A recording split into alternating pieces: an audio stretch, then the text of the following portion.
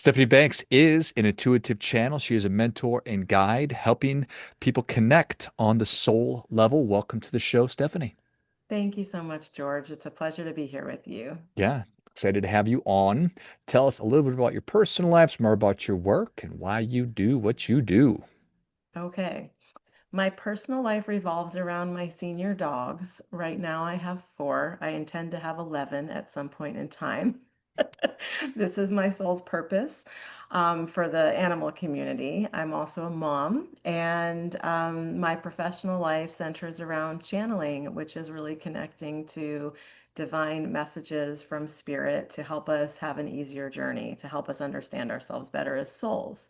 So I help people connect on a soul level to any soul that is here on the planet with them right now, which is a little bit unique when you look at the world of mediumship and channeling.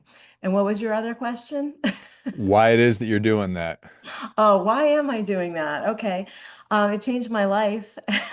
And once I saw what was possible for me in my relationship, for example, with my mother, I knew that I had to learn how to do this for myself and how to teach other people how to do it. So, my mom had dementia, and her symptoms started when she was in her 40s. Oof. So, yeah, it was really rough. And even though I'm a clinician by background, a speech pathologist, and one who should be able to work with anyone who has dementia, I was really finding that my relationship with my mom was suffering enormously.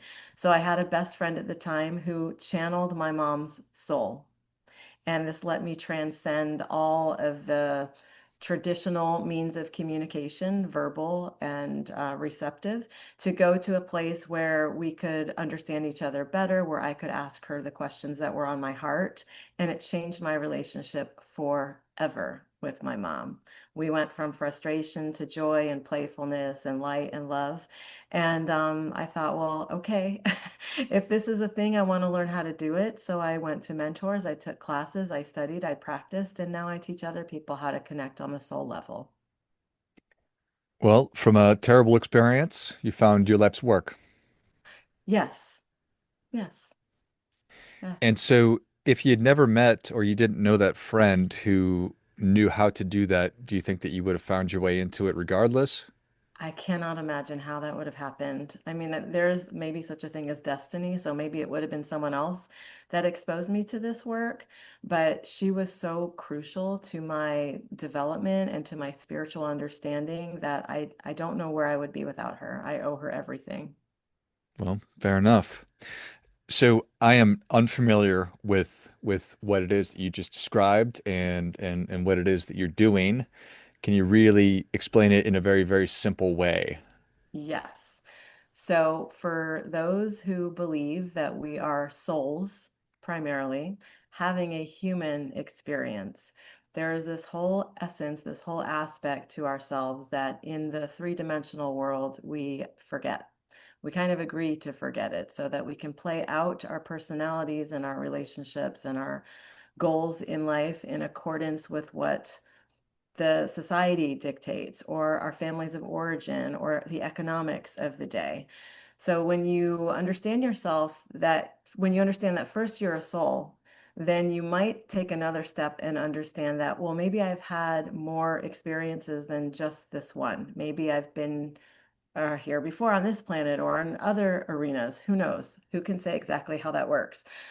But there is this entire energy of us that many do not even think to look into or to tap into.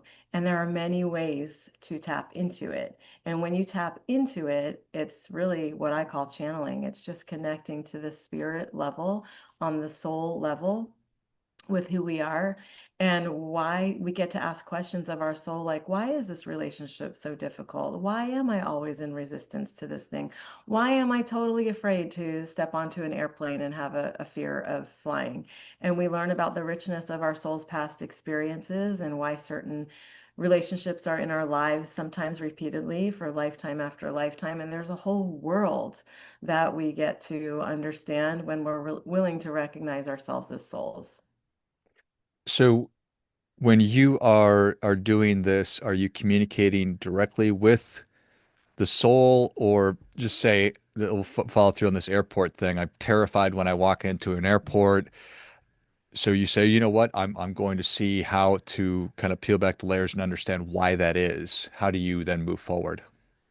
Yeah, so when I channel, I am inviting in the particular soul, which is determined by my client, who they want to hear from, what they want to ask. I'm lending my vocal mechanism. I am lending my voice, my articulators, my presence, so that soul can speak through me, through the language that I primarily speak, in a way that will be impactful through love. It's fifth dimensional connection is what I'm doing, and that is also known as unity consciousness. So it's only love that's coming through. So if, for example, you have a fear, say, of flying, and you don't understand it, no one else in your family hasn't, it doesn't make sense, and you can meet with me or someone like me, or learn to do it yourself and ask for your higher self, your own soul, why is this? Why am I so afraid of this? Is there something in my past that has contributed to this? And when I'm channeling, I am just really speaking in streams, just like I am right now with you. It makes sense. It's clear. It's coherent. There's imagery that goes along with it that helps me understand the message in a deeper way so I can help my client process that. And that's just the way I do it. So is there a ritual that goes into this for you, like step by step? You Sort of. I mean, the preparation for my sessions is what happens before the session. And I have to maintain myself as a high vibrational being, as high as possible. Otherwise, guess what I'm going to be channeling? The low vibes, the chaos, the confusion, and we have enough of that in our social media feeds.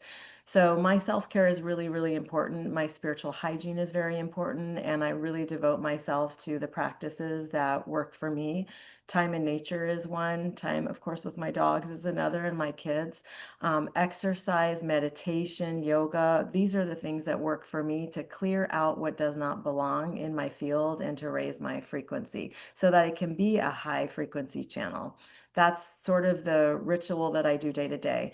And then prior to a session, I say the same mantra each time. It's basically a request that I have clear access to language, that I be a source of for love to come through me, that my client be able to relate to their messages in a way that is in the highest service to them. I call in my spirit team, my spirit guides. I check and see if they're there. I get whooshes on my skin when they're present. I bring in ancestors that I know are bringing great love to me. My best friend, who's the one that taught me to channel, she's on the other side now. She joins me in the sessions. So I have a process for that. I wear certain things like mala beads. I hold certain crystals that help me ground. Sometimes I might light a candle. Yeah, there's all sorts of rituals that sort of elevate the mood.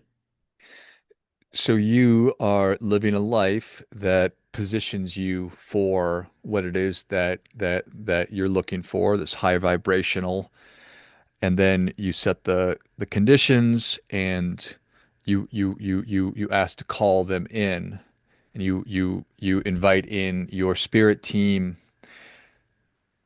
How do you know? And you said that you physically have a sense of when it is that they arrive. Do they sometimes Mhm. not arrive? Do some of them come and others don't? Well, I mean, sometimes maybe they're having tea. Who knows? So I have to I wait. don't know what's going on, Stephanie. Yeah, no, I Maybe they're the walking their thing dogs. Maybe they've got 11 dogs too. I exactly. don't know. Maybe they got 22. Exactly. No, they're always around us, really. So some people will say, "Well, I don't want to disturb, if they're busy." We are their busy. They are here in service to those of us who are doing the heavy lifting of humaning and experiencing this denser energy of what it is to be here earthside. So they are in service to us in that way, always accessible. So it's not that they're not here ever. My spirit team is always here, but I still take a moment and I formally invite and receive. And set the tone and the frequency for love. I hope that's my intention. Sometimes when I call in a particular soul for my client, say it's someone who just recently transitioned, most of the time that soul does come through. Occasionally, they might not. They might be in their journey and or not want to speak or not want to share. And so I am told, I receive the information that no, thank you, I'm not here, but I'm going to send guides on my behalf. So I will tell my client, we're not going to hear from, Aunt Trudy right now, but here are guides on her behalf that are going to be able to respond to you and provide you with the insight that you're seeking. Is here, is that just a human idea that I can easily get stuck on because I only can be in one place at one time, but my soul or potentially others can do many things at the same time? Yeah, that's a really good point. Where's here, right? Yeah, so this is our conditioning. This is how we miss understanding ourselves as multidimensional beings that can be in existence in multiple dimensions.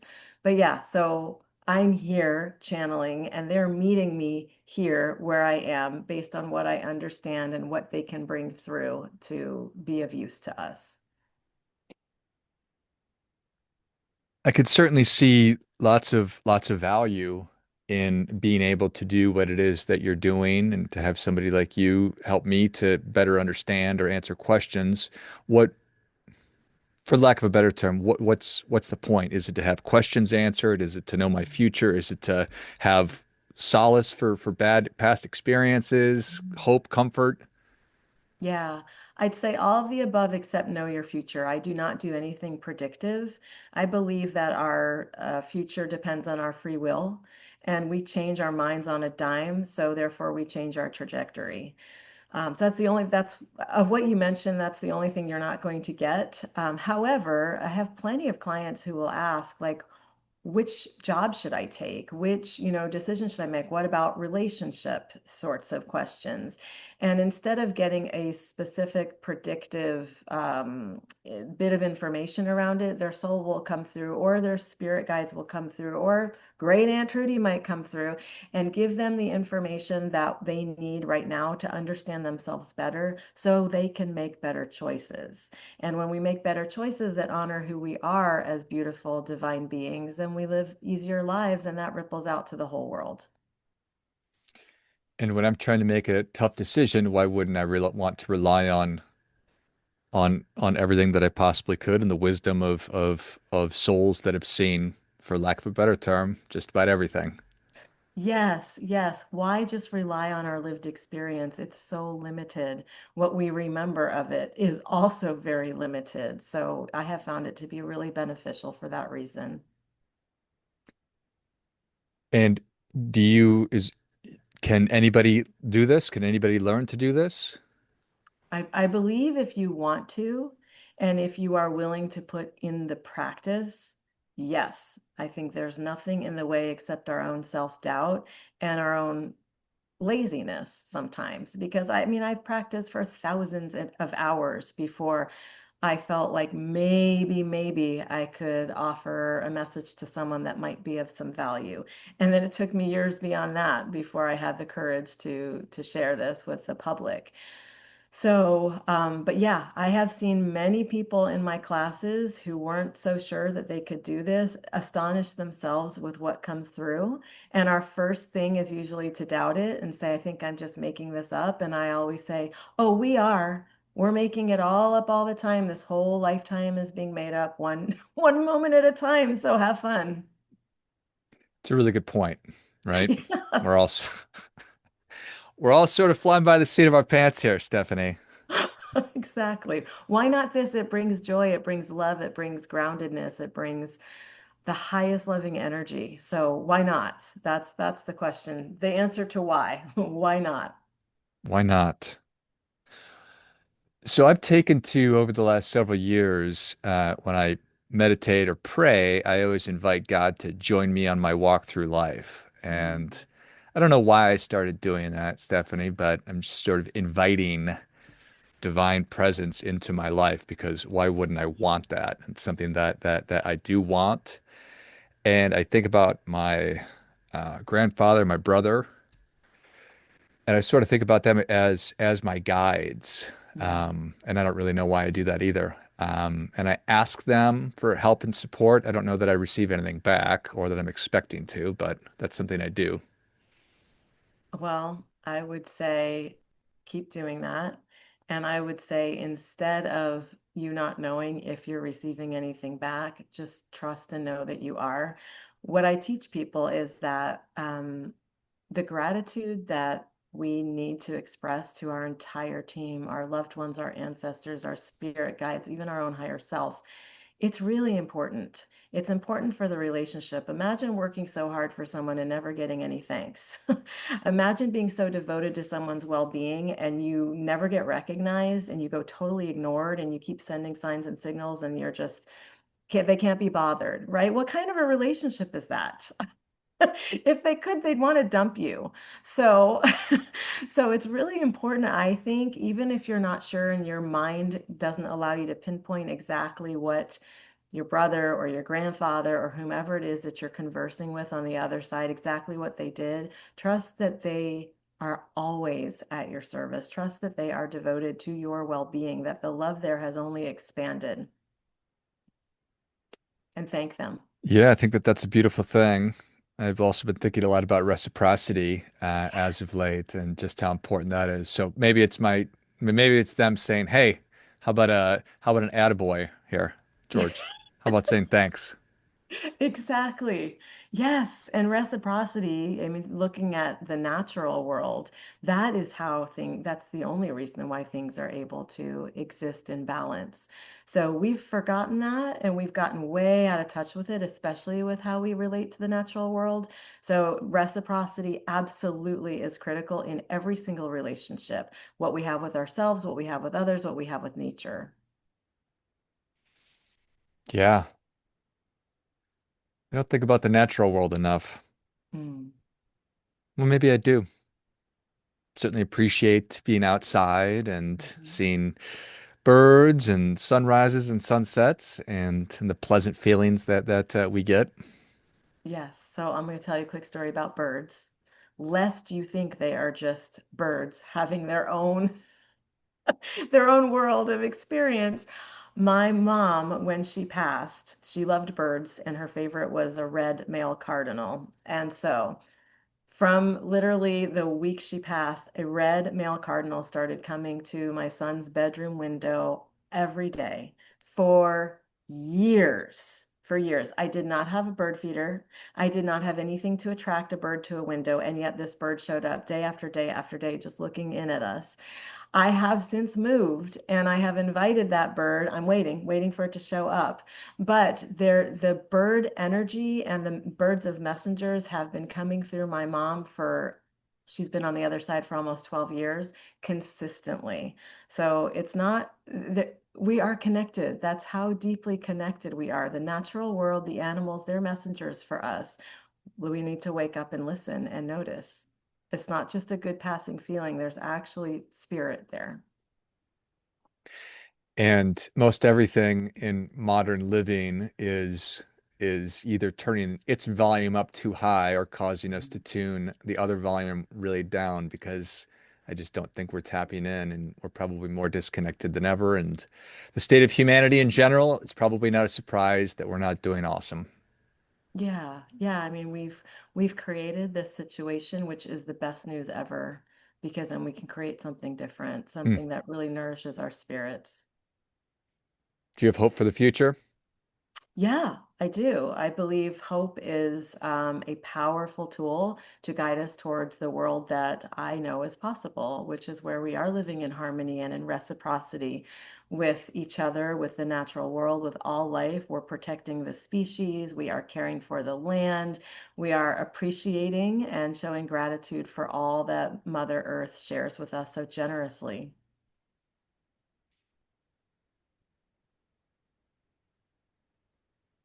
I feel like that's just a really wonderful way to take this practice of gratitude, which to a degree has become mildly trite, and kind of refresh that. And it's pretty common sense when you think about it that Earth gives us so much, and it's not that we're not grateful for it, but it's that we're not really grateful for it. So Oh, totally that we're not grateful for it.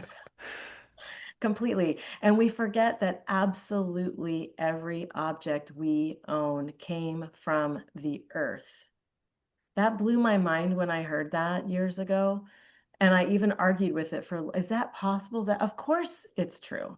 Of course it's possible. Every fabric on our backs, every piece of art, every, of course, morsel of food, every building material comes from the earth. How are we not bowing to her generosity and love and endless compassion for these selfish children we tend to be? Indeed. So why 11 dogs? I don't know. I just, for me, dogs are my instant tap into source energy. They are the purest unconditional love.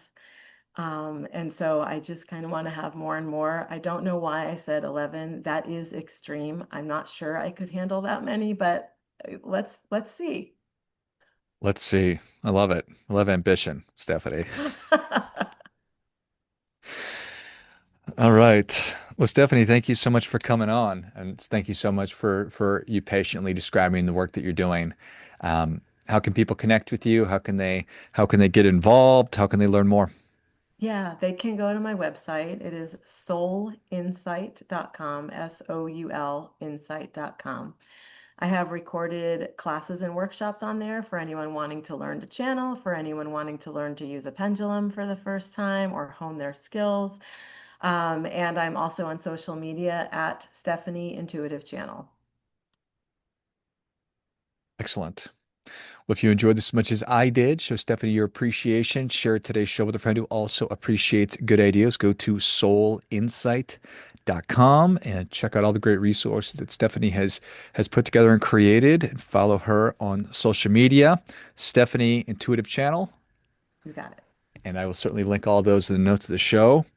And please, let's start expressing some more sincere gratitude and being pursuing more reciprocal relationships with everything around us, both seen and unseen. Thanks again, Stephanie. Amen to that, George. Thank you. Until next time, remember, do your part by doing your best.